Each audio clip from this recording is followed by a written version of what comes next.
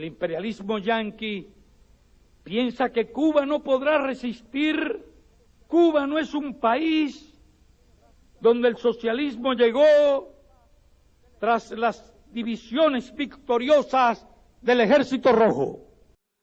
Como la lluvia sobre tu cara o el viejo we have this function, and this also falls on the day of the anniversary of the start of the Cuban Revolution in the form of attack by Comrade Fidel Castro and his comrades on the Moncada barracks. The attack itself was a failure because people who went there, I've gone to the place, it's real. They arrived in taxis and they attacked the Moncada barracks. It really takes a lot of courage to do that. Many of them were caught, some were killed, some were given long prison sentences. But that attack actually served as a basis for the Cuban Revolution. And a few years later, the Cuban Revolution succeeded. But ever since it succeeded, because it took some measures which was unheard of in Latin America, as indeed all over the world, you are a marked country if you do such stupid things as look after your own people, look after their health, look after their education, look after their schooling, make sure that they have houses, because these are not capitalist freedoms. There is only one capitalist freedom, that is the right of one person to exploit another and one powerful nation to exploit many weak nations. That's the right, that's the human right that the Americans and other imperialists respect. So Cubans were doing that, and therefore ever since Cuban Revolution succeeded, Cuba has been the target of American military operations. Its leadership the subject of countless assassination attempts. They're even incompetent at that. They've tried about 500 times to kill Fidel Castro and not succeeded. So you would have thought it was a sign of insanity, as Einstein said. If you keep on doing the same thing, expecting different results, you must be insane. So you would have thought that they'd stop. Their blockade has totally failed. In the end, after more than 50 years, they recognized that it doesn't work. So they're trying to kill Cuba by other means, but they had to accept the failure of their bankrupt policy. We're very pleased that diplomatic relations between Cuba and the United States have been restored, as they should never have been cut off in the first place. The Americans who did that. But although the Americans have restored diplomatic relations, don't think Cuba is no longer in the frame, because Cuba is still subject to an economic embargo which cannot be lifted by the American president, which can only be lifted by the nutcases who constitute the American Congress.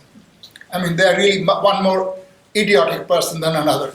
You should have seen the scenes from Trump's Republican convention to see what kind of democracy it is and what kind of people make that democracy. I mean, they look like dimwits there, with funny hats and shouting all kinds of stupid slogans.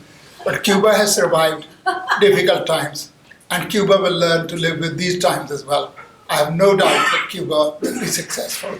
But comrades, in your efforts to preserve the Cuban Revolution, which really, in my view, is something that has raised the banner of communism in Latin America and stands as an eloquent example to other people as to what a government of a small, poor country can do for its people only if it will exercise its independence and do something for its people rather than work the country to the benefit of imperialism and a few of its flunkies at home.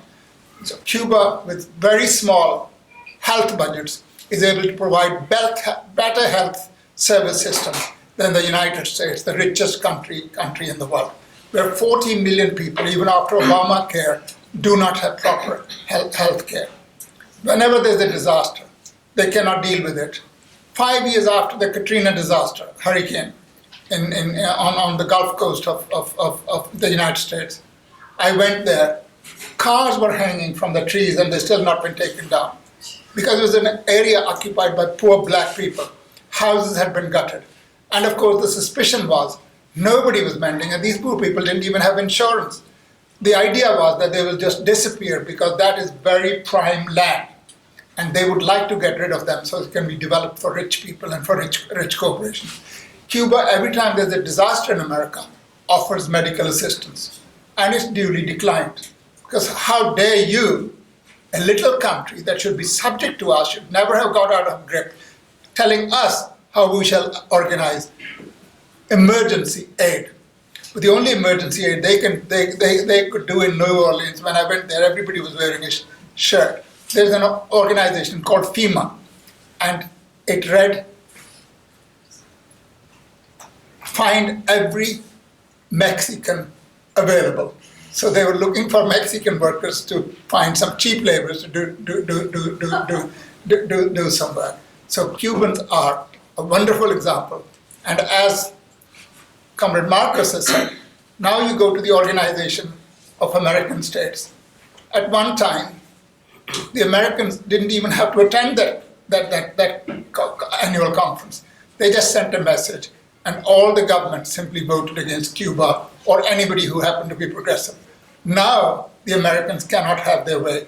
The Cubans are listened to with far greater respect than are the Americans. That is how it should be. That is how it should always happen. With these words, I call upon Comrade Councillor Luis Garcia to speak. Well, thank you, Comrade Harpal, for your kind words. I have been invited to this meeting for last 3 years. I would like to say thank you for the party for that, or for giving me the opportunity to give an update of my country.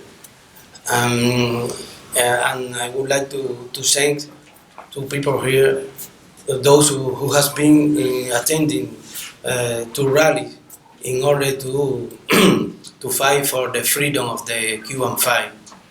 That two of them were tourists touring here in Great Britain for last week, and giving thank you to the union and to those who were involved in the solidarity movement with Cuban people. I would like to say that right now we are facing a very singular, peculiar situation, because last 20th of July was the first year of the diplomatic relationship with the US. And some people, even friends of us, think that we are enjoying a different situation, that the blockade doesn't exist anymore, and we have to send a message, and we have to to say all over the world that it doesn't in that way. The blockade is still in full implementation.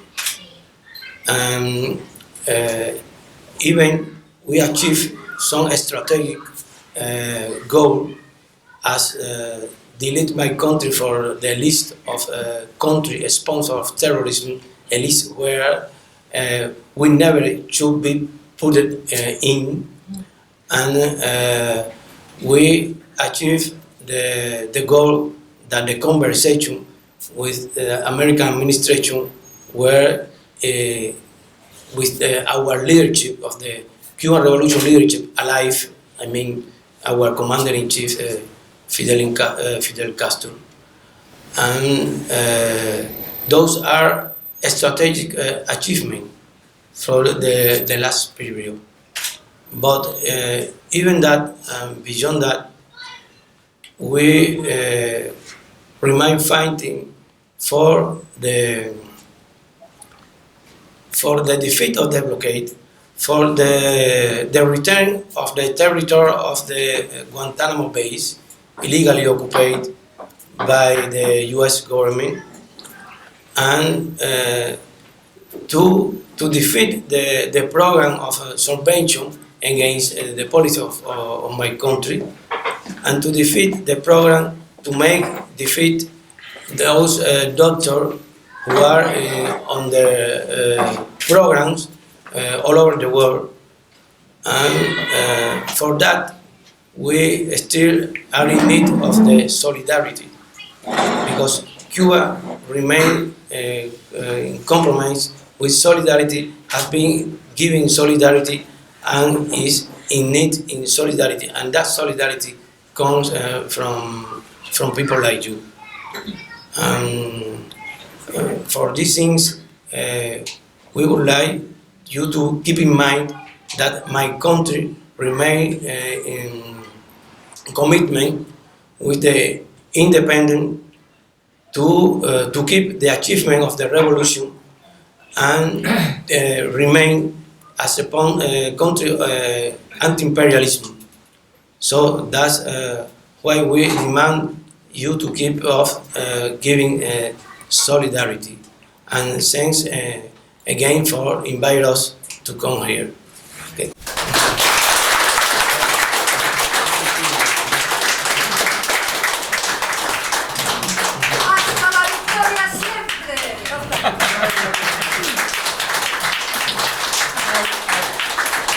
I'd like to welcome Comrade Hyun